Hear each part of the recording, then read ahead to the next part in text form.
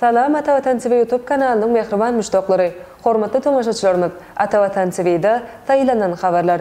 Habarymyzyň 2022-nji ýylyň 17-nji oktýabryna sanyny. Özbegistanyň prezidenti Türkmenistana gelýär. Türkiýe döwletleriň guramasy Daşary işleri ministrleri Istanbulda.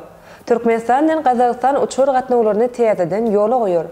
SD aviakompaniýasy Türkmenistana ilkinji adaty gatnaw amal aşyrdy ýaly habarlar ýetirýäris. Gelinginde bolsa habarlarymyza giňişleýin teretip geçeliň. Özbegistanyň prezidenti Türkmenistana gelýär. Ministrler Kabinetiniň meclisinde Ministrler Kabinetiniň başlygynyň ornwasary, Daşary işleri ministri Raşid Meredow, Özbegistan Respublikasynyň prezidentiniň 20-nji 21-nji oktýabrda Türkmenistana meýilleşdirilen resmi saparyna taýýarlyk görmek boýunça alyp barýan işleri barada hasawat berdi. Garaşsa da beýtarap watanymyzyň daşary siýasatiniň ileri tutulýan uğurlarynyň biri goňşy ýurtlar bilen netijeli gatnaşyklary puwtalandyrmakdan we giňeltmekden ibaretdir. Şolaryň hatarynda Türkmenistanyň köp uğurlary boýunça özara hyzmatdaşlygy ösürýän ýurda Özbegistan bolup durýar. Özbek tarapy bilen bilelikde saparyň maksatnamasynyň taslamasy taýýarlandy.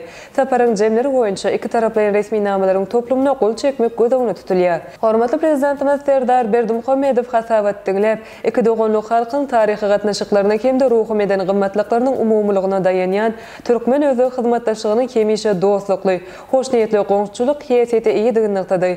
Häzirki wagtda asyrlaryň dowamyny ýola goýulan bu hoşniýetli diýipler münasip dowam etdirilip, mazmun taýdan baýlaşdyrylýar. Iki taraplaryň görnüşde netijeli hyzmatdaşlygy ösürmek bilen Türkmenistan we Özbegistan köp taraplaryň esasy hem Birleşen Milletler Guramasynyň we beýleki awraly halkary segitlerini guramalaryň çäklerini netijeli gatnaşyk edip, birek-birege özara gollaw berýärler. Ýokary hökümet we puwduklyň derejelerdäki ýyzykdarly gatnaşyklar dowlatara hyzmatdaşlygyň hem taraplaryň puwtalandyrylmagyny, onuň köp taraplaryň mümkinçilikleriniň netijeli durmuşa geçirilmegine ýardym edýär. Şunun bilen baglykda dowlat başda tutulmazy vitse-premieri, Daşary işleri ministrliginiň ýollaşysyny Özbegistan Respublikasynyň prezidentiniň ýurdumyzda boljak resmi saparynyň hemde onuň çäklerini meýilleşdirilen çäreleriň ýokary guramaçylyk derejesine öpüşin etmek tapşyryp, nowatdaky gepleşikleriň möhümdigini, onuň strategik hiýaseti iýi bolan özara behwitli türkmen özbek hyzmatdaşlygyny mundan beýlekde ösürmäge, täze iteri bermäge gönükdirlendigini bellädi. Türkiýe döwletleriň guramasy Daşary işleri ministrleri Istanbulda. Türkiýe döwletleriň guramasynyň Daşary işleri ministrleriniň adatdan daşary duşşugy Istanbulda başlady. Türkiýe döwletleriň guramasynyň sekretariýatyndan Atawatan Türkmenistan halkara jurnalyna berilen maglumata görä, duşşukda guramanyň işlerini degişli bir neçe meseleler we şu ýylyň noýabr aýynda geçiriljek Türkiýe döwletleriň guramasynyň nowatdaky sammitine taýýarlyk görmek meselelerini garaly. Melim bolşaýaly Türkmenistan 2021-nji ýylda bu guramasyň hökümine girmek bilen özara behwitli gatnaşyklaryň giňeldilmegine gyzyklanma bildirýändigini tasdiklady. Noýabr aýynyň 11-ni Özbegistanyň Samarkand şäherinde Türkiýe döwletleriň guramasynyň nowatdaky sammiti geçirilir. Türkmenistan bilen Gazakstan uçur gatnawlaryny täzeden ýola goýar. Türkmenistanyň prezidenti Serdar Berdimuhammedow Gazakstan Respublikasyna ilkinji dowlat sapary tamamlanyp, onuň netijesi boýunça bir neçe möhüm ýalaşyklar gazanyldy. Şolaryň biri iki ýurdun arasyndaky uçur gatnawlaryny täzeden dikeltmek hem gözüňde tutulýar. Bu barada Gazakstanyň prezidentiniň metbuat gulugy habar berýär. Astana şäherindäki akorda köşkünde Türkmenistanyň prezidenti bilen Gazakstanyň prezidenti Kasym-Jomart Tokaýewiň arasynda gepleşikler geçirildi.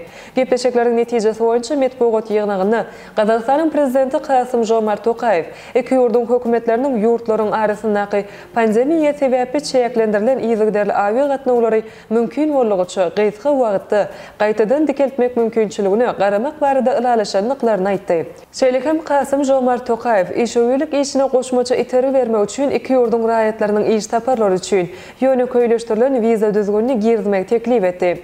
Melim bolşaýaly häzirki wagtda Türkmenistan aviakompaniýasy Dubay, Kazan, Moskva, Frankfurt, Istanbul we Minsk ýaly uğurlar boýunça ýyzykdarly adaty gatnawlary ýola goýdy.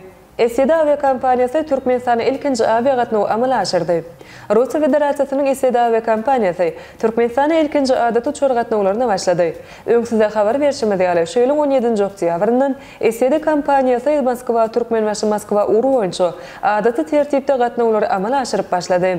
Şol gatnawlaryň ilkinjisi şu gün amal aşyrly. Avia gatnawlar hepdede bir gezek duşenbe günleri amal aşyrlar. Uçuryň Moskwa şäherinden uçýan wagty 03:30-da, Türkmenbaş şäherinden uçýan wagty 10:05-dedir. Aviapedeklerin satıbı bu aviakompaniyanın Aşgabat şäherindäki idara binasynda satylýar. Salgysy Niyazov köçesi 174. Tenagaçylar we telekeçiler binasy, telefon nomeri +993 12 21 05 93. Biletin bahasy Türkmenbaşy Moskwa 409 Amerikanyň Birleşen Ştatlarynyň dollary. Moskwa Türkmenbaşy 490 Amerikanyň Birleşen Ştatlarynyň dollary. Aviagatnawlar üçin ýolagçylary we goşlary hasap almak uçuş wagtynyň 6 saat öň başlap, uçuşa 2 saat galany ýapylýar. Häzirki döwürde Türkmenistan aviakompaniýasy Dubay, Kazan, Moskwa, Frankfurt we Istanbul ugruna adat uçar gatnawlaryny dowam edýär. Dubay ugruna hepdede 2 ýerde, hepdeniň duşanby we anna günleri. Kazan ugruna hepdeniň çarşanby we ýekşenbe günleri. Moskwa ugruna bolsa sişenbe we perşenbe günleri adat uçar gatnawlar dowam edýär. Frankfurt ugruna bolsa hepdede 2 ýerde, çarşanbe we şenbe günleri adat uçar gatnawlar dowam edýär. İstanbul ugruna bolsa hepdede 4 ýerde, duşanbe, çarşanbe, anna we ýekşenbe günleri adat uçar gatnawlary dowam edýär. Ýokarda azap geçen uğurlarymyz Türkmenistan aviakompaniýasynyň amal aşyrýan adat uçur gatnawlardygyny ýene-de bir gezek belläp geçýäris.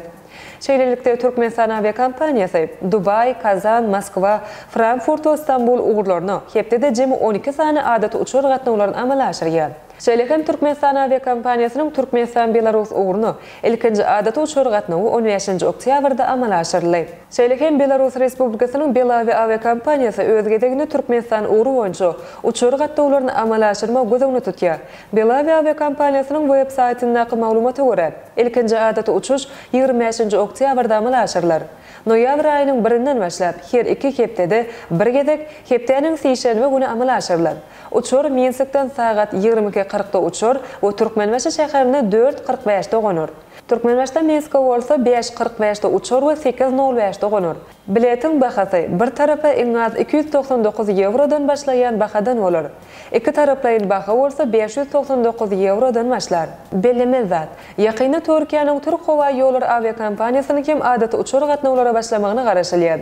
Türk Howa ýolları aviakompaniýasy ön habar berişmede ýaly hepdede 3 gezek, duşanby we anna we şenbe günlerini ýürit uçur gatnawlaryny dowam edýär. Mälim bolýaly Türkmenistanyň prezidenti Serdar Berdimuhamedowyň Gazaqstan Respublikasyna ilkinji dowlat sapary tamamlanyp, gepleşikleriň netijesi boýunça metbuat ýygnagyny Gazaqstanyň prezidenti Kasym-Jomart Tokayew iki ýurdun hökümetleriniň ýurtlarynyň arasyndaky pandemiýa sebäpli çeklendirilen izgderli avia gatnawlary mümkin bolýança gysga wagtda gaýtadan dikeltmek mümkinçiligine garamak barada ılalaşandyklaryny aýtdy.